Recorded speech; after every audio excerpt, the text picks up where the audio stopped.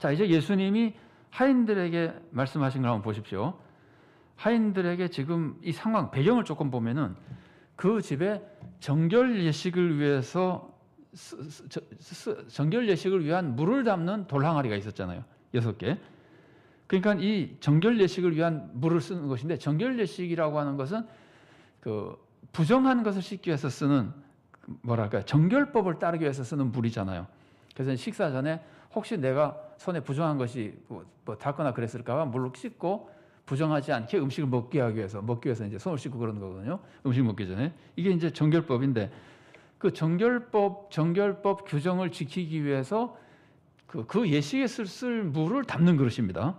그런 항아리입니다.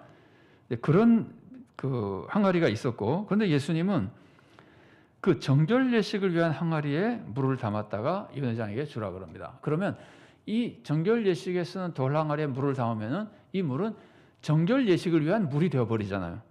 그런 느낌이에요. 자, 그런 분위기를 예수님이 지금 만들고 계시는 거예요. 그러면 예수님이 하인들에게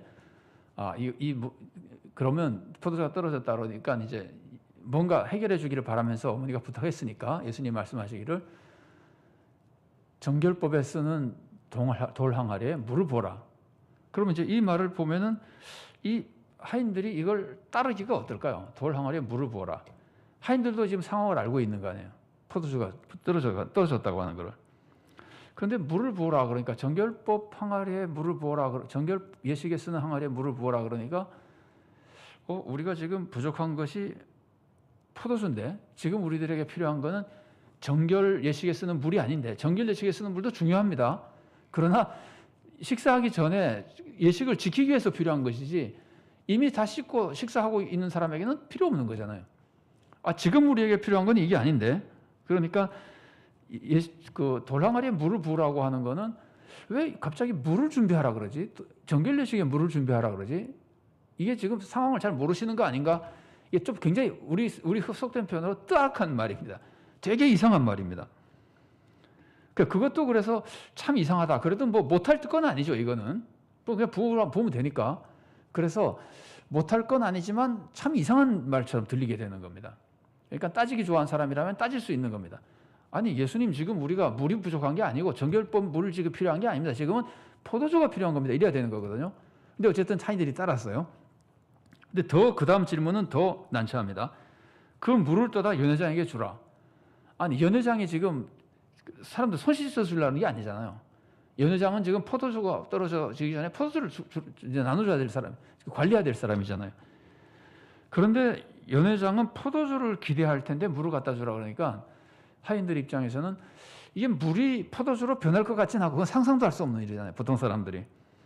그래서 포도주로 변하지도 않은 이 물을 연회장에 갖다 주면은 이놈들이 포도주를 안 가지고 물을 가져왔어 하고 연회장이 화낼 것 같단 말이죠. 자기는 굉장히 입장이 난처하다는 말이에요. 그래서 굉장히 순종하기가 어려운 명령입니다. 물론 뭐 가서 저 사람이 갖다 주라고 했습니다, 뭐 이렇게 할 수 있을지 몰라도 어쨌든 자기 이성적으로 생각할 때 이해가 안 되고 또 갖다 줬다가는 괜히 뭐랄까 꾸중 들을 만한 그런 명령입니다. 자, 그런데 하인들은 그대로 순종하죠. 자, 그 다음에 조금 보겠습니다. 자, 아까 제가 지금까지 말씀드렸던 우리는 물로 포도주를 만든 사건을 잘 알고 있는데, 이 물이 들어있는 그릇을 한번 보십시오. 물이 들어있는 그릇은 정결 예식에 쓰는 물을 담는 돌항아리입니다. 달리 말하면은 이 돌항아리에 물을 넣었다고 하는 것은 유대인 정결 예식을 지키는 규정에 사용되는 물이 되어버린 겁니다. 달리 말하면 유대교의 율법, 율법이라고까지 율법을 지키는 데 도움이 되는 규정, 정결법을 위한 규례, 이것을 지키는 물이 된 겁니다. 그러니까 유대교의 규정, 유대교의 율법 체제, 이것이 되어버린 겁니다. 이 물은 지금 유대교에 속한 물이 되어버리는 겁니다. 유대교의 정결 예식을 지키는 물이 되었기 때문에 유대교에서 사용하는 물이 되어버린 겁니다. 그런데 유대교의 정결 예식이 사람을 정결하게 해줍니까? 사람을 구원해 줍니까? 유대교의 정결 의식이 사람을 정결하게 해주냐라고 그런다면은, 만일 그 사람이 믿음으로 하나님을 믿고 하나님의 정결법에 대한 율법을 믿고 순종하고자 하는 마음, 진정한 마음으로 그 정결 예식에 참여한다면은 유대교의 정결 예법이 사람을 어느 정도 정결하게 해줍니다. 하나님이 정한 규정이니까 정결하게 해줍니다. 그러나 다시 부정해지잖아요. 손 씻고 정결했다 하더라도 잠시 후면은 또 이것저것 만지다 보면 또 다시 부정해지잖아요. 그러니까 유대인의 정결 예식이라고 하는 것은 사람을 정결하게 해주느냐 하면은 믿음이 없이는 뭐 정결해지지 않고 믿음으로 그걸 받아들인 사람을 어느 정도 정결하게 해주지만 온전하게 정결하게 해주지는 못하잖아요. 더욱이 정결 예식은 사람을 구원해 주는 거 아닙니다. 정결 예식이 행했다고 죄 용서 받는 거 아닙니다. 죄 용서 받는 거는 그 구약에서부터 배워온 유대교의 그 방법이라 하더라도 정결하게 죄를 용서하게 해주는 거는 속죄제를 드리는 제사를 드려야 되는 겁니다. 정결 예식으로 구원받는 게 아니라 속죄제를 통해서 주님의 은혜, 주님께서 허락하신 그 율법에 대한 믿음, 주님의 은혜에 대한 믿음, 이래서 죄를 용서받을 수 있습니다. 그런데 그것도 완전하진 않잖아요. 또 다시 죄를 지고 또 그래서 희생제사라고 하는 것은 끝없이 드려야 되는 거잖아요. 한 번 드리는 게 아니라 반복해서 드려야 되잖아요. 히브리서가 말하는 게 그거 아닙니까? 동물의 피로는 온전히 깨끗하게 할 수 없어서 다시 죄가 생각나고 또 다시 죄를 짓고 또 제사 드리고 단번에 죄를 완전히 씻어버리고 용서하는 건 예수님의 은혜밖에 없잖아요. 그리스도의 피는 단번에 모든 것을 씻어버리고 용서해 주신다. 그래서 제가 지금 그 소개드리려는 내용은 짐작이 되시죠? 예수님은 지금 유대교의 법과 예수님의 새로운 구원을 지금 대조하고 계시는 겁니다. 대조해서 우리들이 알려주고 계시는 겁니다. 유대교의 정결 예식은 사람을 약간 일시적으로 정결하게 해준다 하더라도 온전하지 않고 더군다나 사람의 죄를 용서하거나 아마 그런 건 전혀 못합니다. 사람은 온전히 구원받게 해주는 것이 아닙니다. 자, 그것을 우리가 먼저 염두에 두고 그 다음에 이제 예수님이 하신 사역을 조금 살펴보겠습니다. 예수님은 지금 이 물을 가지고 극상품 포도주를 만들었잖아요. 연회장이 깜짝 놀라잖아요. 아니 이렇게 좋은 포도주를 나중에 내놓은 사람이 어디 있나 세상에.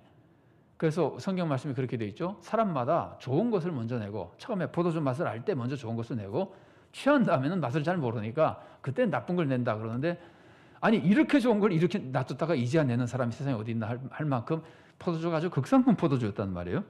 그러면 지금 극상품 포도주가 넘치게 많아진 거 아니에요. 그러니까 이 극상품 포도주가 넘치는 잔치 이게 무엇을 의미할까요? 금방 짐작이 되시죠? 이게 메시아의 잔치를 상징하는 겁니다.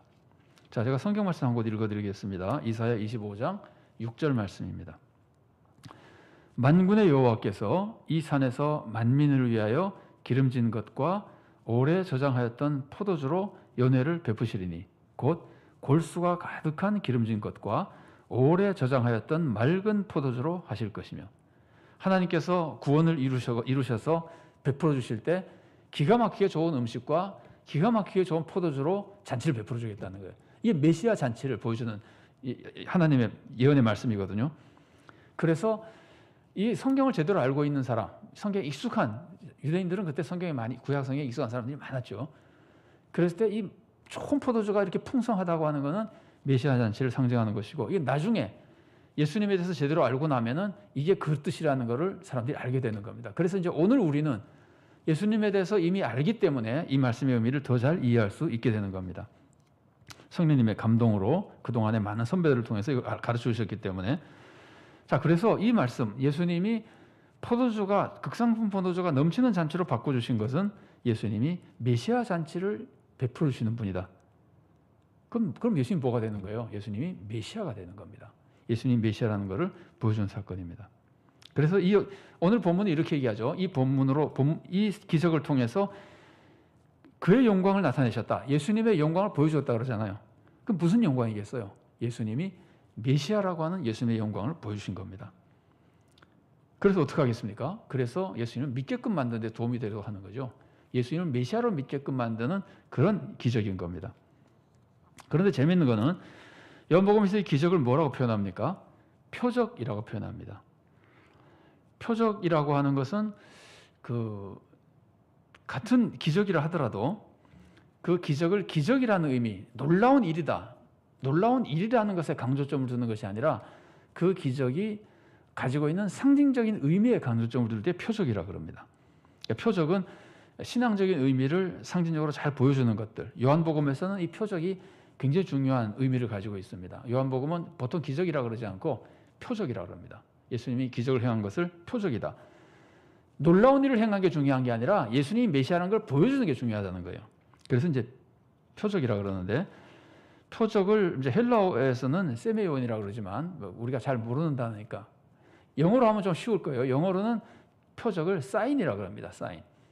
우리가 교통표지판 같은 것도 사인이라고 그러죠. 그죠? 그래서 표시, 메시아의 표시다. 이것이 예수님 메시아라는 걸 보여주는 표시다 하는 의미로 표적이라고 부르고 있는 겁니다. 그러면 예수님은 이 표적, 예수님 메시아라는 이 표적을 통해서 예수님이 어떤 분이냐고 보여주냐면은 메시아인 걸 보여주는데, 아까 제가 유대교에서 못하는 걸 얘기했었잖아요. 유대교에서 못하는 그것을 하시는 메시아다. 그래서 완전히 새 시대, 구원의 시대를 여는 분. 그러니까 유대교와 대조하는 것은 아까 조금 이따 제가 한번 소개해드리겠습니다만, 당시 이 요한복음을 읽는 사람들이나 그 초대교회 성도들에게 굉장히 중요한 의미를 가지고 있습니다. 유대교와 예수님을 비교하고 대조하는 것은 굉장히 중요한 의미를 가지고 있습니다. 예를 들면 요한복음 나중에 보면은 수가성에서 여인이 그 예수님 믿게 되는 장면 나오잖아요. 그때 여인이 이렇게 얘기하죠. 당신이 야곱보다 큽니까? 우리가 다 이 우물에서 먹었는데 당신이 더 좋은 물을 준다 그러니 당신 야곱보다 큽니까? 이 얘기가 나오죠. 그 얘기를 듣는 순간 예수님이 야곱보다 위대한 분이라는 걸 우리가 확실히 알게 되는 겁니다. 그러니까 야곱과 예수님을 대조하고 있는 겁니다. 유대교의 믿음의 조상이라고 하는 야곱과 예수님을 대조하는 것은 유대교와 예수님을 대한 신앙을 지금 대조하는 이런 모습들이 요한복음에 가끔 나오는데 굉장히 중요한 의미를 가지고 있기 때문에 그렇습니다. 조금 이따가 소개해드리겠습니다. 어쨌든 예수님은 유대교가 주지 못하는 구원을 주시는 메시아다. 기가 막히는 구원을 주신 메시아다. 그리고 유대인의 좀 이제 두 신앙의 모습을 좀 보면은, 유대인들은 지금 정결 규범을 지켜야 되잖아요. 그런데 유대인이 지금 정결 규범 지키는 거를 예수님은 아예 메시아의 구원과 잔치로 바꿔버렸다. 율법을 지켜서 구원되려고 애쓰는 이런 사람들에게 예수님이 가져온 메시아의 잔치에 참여해서 그냥 구원을 받게 만들어 주시는 분이다.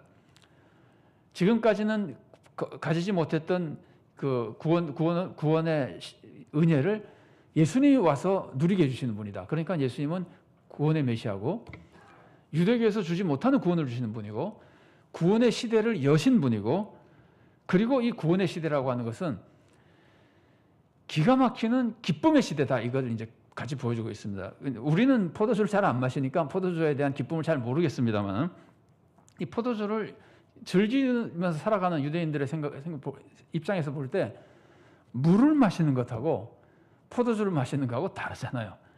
물이 나쁘다는 건, 물도 우리 생활에 꼭 필요한, 오히려 더 중요한 필수품일 수도 있지만 그게 잔치와 기쁨에는 별로 좀 도움이 안 되잖아요. 포도주는 그게 아니거든요. 그래서 이제 유대교의 율법이 좀 이렇게 딱딱하고 의무적이고 부담스러운, 형식에 얽매여 있고 이런 기분이 든다면은 예수님의 구원은 풍성하게 임하는 기쁨과 감사가 넘치는 구원의 메시아, 구원의 시대. 그래서 하나님의 계명을 의무감과 격식에 따라서 막 지키는 모습이라기보다 구원의 은혜를 풍족히 입어서 기쁨 속에 하나님을 사랑하며 정말 자원하는 마음으로 막 하고 싶어서 하나님께 순종하고 헌신하는 신앙생활을 하는 것이 메시아 시대의 모습이라고 볼 수 있습니다. 유대교를 너무 비하할 수는 없습니다. 다만 여기서 보여주는 메시지를 우리가 생각해 볼 때 율법적이고 외형적이고 아니면은 규범적이고, 그래서 그게 도움이 되는 율법이긴 하지만 그 당시 사람들에게 많이 형식적이 됐고 부담스러워져 버린 이런 어떤 규칙들, 심지어 그거 가지고 서로 정죄하고 누가 맞니 누가 틀리니 하는 이런 것의 모습이 아니라 하나님으로부터 넘치는 기쁨과 잔치와 그 극상품 포도주를 함께 즐길 수 있는 이런 잔치의 구원을 예수님이 베풀어 주심으로써 기쁨 속에 하나님을 사랑하며 마음의 속으로 나오는 순종과 헌신의 삶을 살게끔 만드는 메시아의 시대다. 시대를 이루어주는, 구원의 시대를 이루어주는 메시아다. 이런 것들을 이 두 가지 대조해서 우리들에게 보여주는 겁니다.